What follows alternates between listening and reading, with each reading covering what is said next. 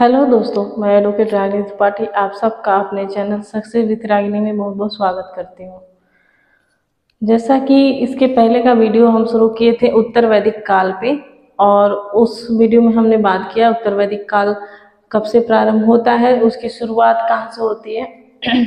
जब अतिरंजी खेड़ा जो कि यूपी में है, वहाँ से लोहे का प्रमाण मिलता है 1000 BC से।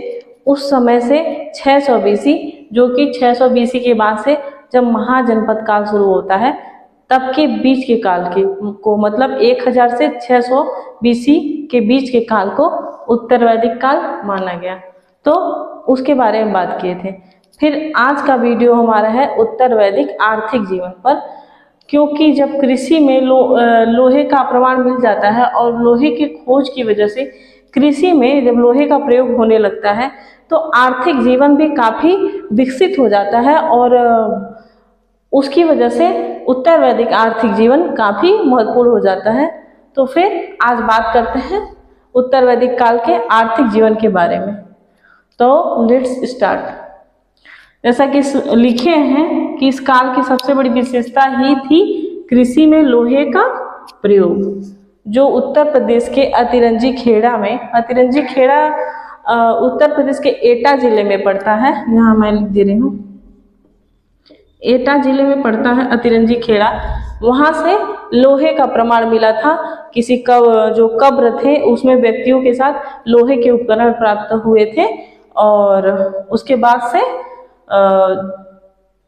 जब लोहे के प्रमाण मिल गए तो इससे ये पता चलता है कि जब उत्तर वैदिक काल आया तो कृषि में लोहे का प्रयोग होने लगा था, और ये ही सबसे बड़ी विशेषता है। और जब लोहे का प्रयोग होने लगा तो कृषि काफ़ी विकसित करी। क्योंकि उसके लोहे के विभिन्न प्रकार के उपकरण जैसे हल है और कुदाल है और सारी चीज़ों की वजह से कृषि और भी डेवलप करेगी। तो उसकी वजह से जो इसके पहले जो आर्य थे, ऋग वैदिक आर्य थे, जो जिनका मुख्य व्यवसाय क्या था, पशुपालन था।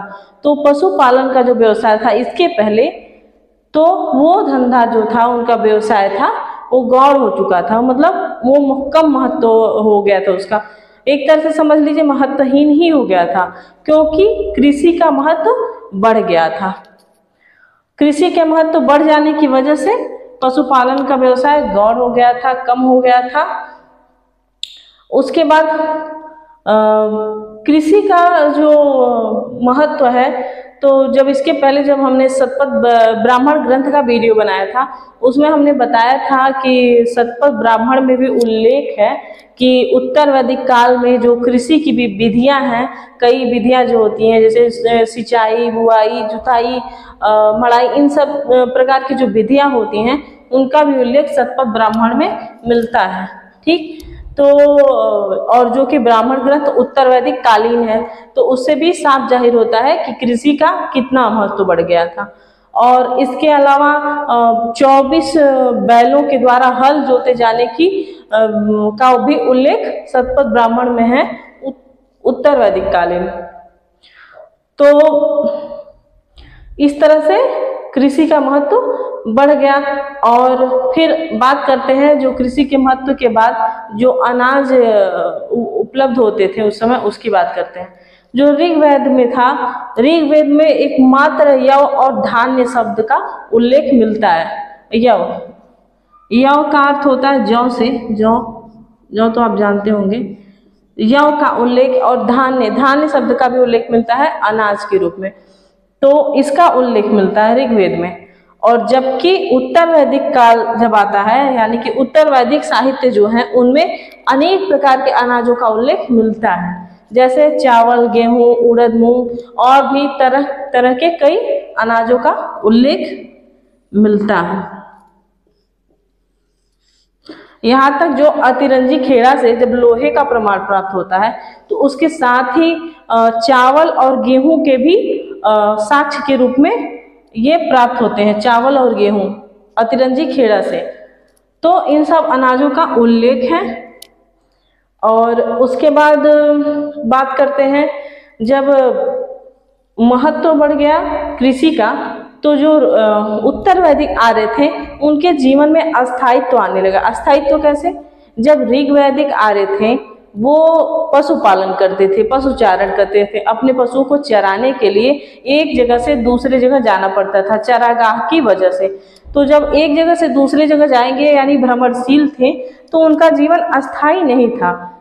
तो उसके बाद जब उत्तर वैदिक काल में कृषि का विकास हुआ, तो वो एक भूमि पर अनाज उगाने लगे, एक जगह रह के उसका खेती करने लगे। उसकी वजह से ही उनका जीवन कहीं ना कहीं उत्तर वैदिक काल में अस्थायित्व की तरफ बढ़ा और काफी उनका जीवन अस्थायी हो गया। तो एक तरह ये भी लिख सकते हैं कि उनके जीवन में अस्थायित्व, उत्तर वैदिक आर्यों के जीवन में अस्थायित्व।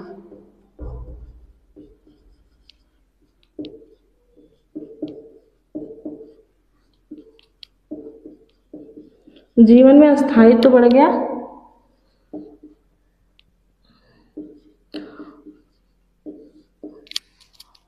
उसके बाद इस अस्थायित्व का भी कुछ प्रमाण है, क्योंकि जो उत्तर वैदिक कालीन कुछ मृदभांड हैं जो कि साक्ष्य के रूप में भी प्राप्त हुए हैं, वो भी कहीं न कहीं इनके जीवन के अस्थायित्व की ओर इशारा करते हैं। तो कई प्रकार के मृदभांड भी हैं, जैसे यहाँ लिखते हैं, जैसे लाल व काले मृदभांड। मृदभांड से आप समझ रहे होंगे मिट्टी के बर्तन को मृदभांड कह रहे हैं, लाल व काले मृदभांड, जिसमें से सर्वाधिक प्रचलन में क्या था, लाल मृदभांड, ये सर्वाधिक प्रचलन में था। उसके बाद चित्रित धूसर मृदभांड था, चित्रित धूसर मृदभांड,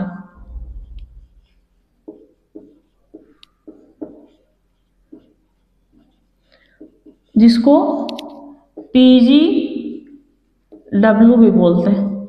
और ये जो मिट्टी का बर्तन था, ये धनी लोग, उच्च वर्ग के लोग उपयोग करते थे। ये विशिष्टता सूचक था कि कोई विशिष्ट व्यक्ति है, उसके यहाँ ये चित्रित धूसर मृदभांड मिलता था। जैसे कि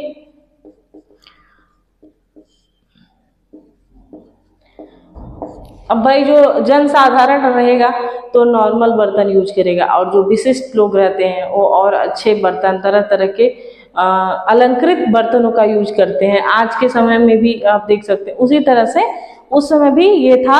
और ये जो चित्रित धूसर था, PGW था, मृदभांड जो था, जो पेंटिंग हुई रहती थी जिसे मिट्टी के बर्तन पे, वो उच्च वर्ग के लोग यूज करते थे और ये विशिष्टता का सूचक था।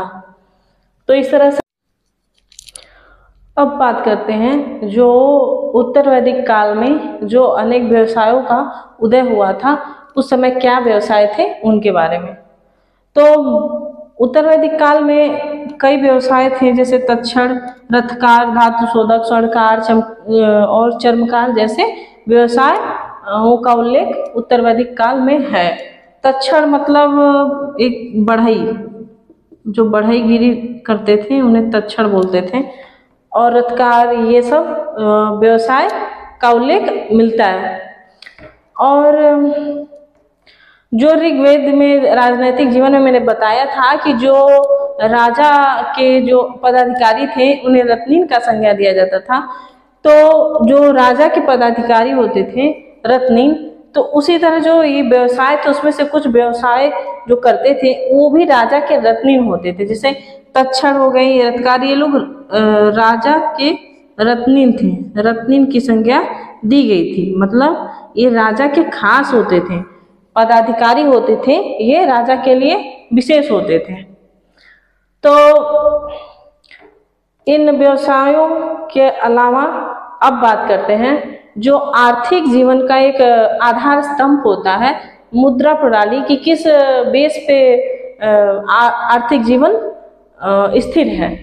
तो उत्तर वैदिक काल में भी मुद्रा प्रणाली की शुरुआत नहीं हुई थी, आविर्भाव नहीं हुआ था, वस्तु विनिमय पर ही आधारित था, आयात निर्यात और आर्थिक जीवन। तो वस्तु विनिमय पर क्या, वस्तु विनिमय किस चीज को देके करेंगे।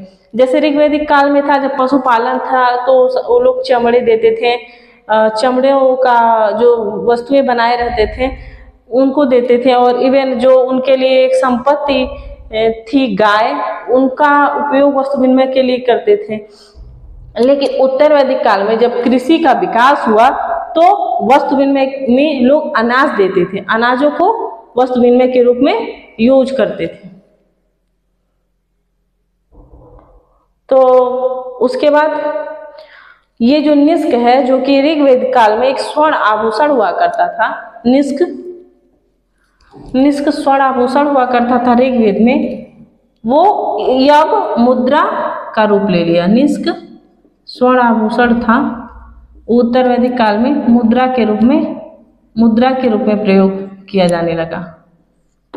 उसके बाद ये शतमान है, शतमान एक तरह से चांदी की मुद्रा थी, शतमान चांदी की मुद्रा।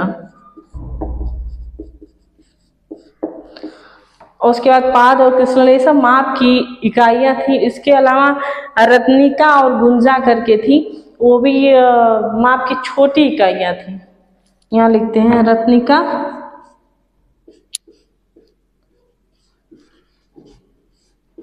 और गुंजा, छोटी इकाइयाँ।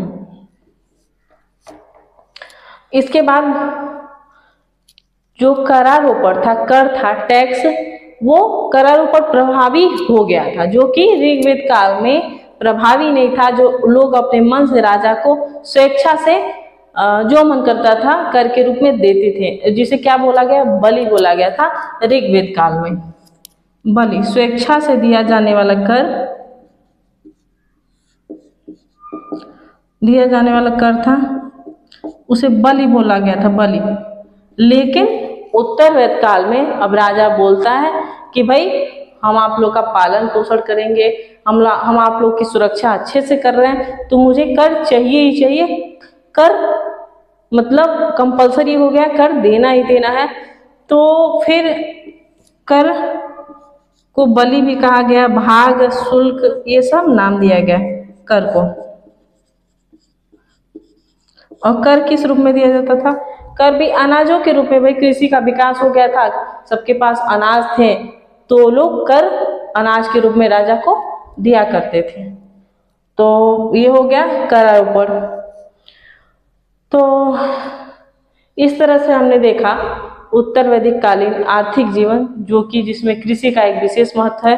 कृषि में लोहे की खोज होने से एक स्थायी जीवन लोग जीते हैं उत्तर वैदिक काल से। और फिर अनेक तरह के व्यवसायों का भी उदय होता है उत्तर वैदिक काल में। फिर अब अगले वीडियो में हम देखेंगे उत्तर वैदिक कालीन राजनैतिक जीवन। और अगर इससे रिलेटेड कोई भी क्वेश्चन हो तो आप हमें बताएं। फिर वीडियो पसंद आया हो तो लाइक, सब्सक्राइब एंड शेयर करें। आज के लिए इतना ही, अब मिलते हैं अगले वीडियो में। नमस्कार।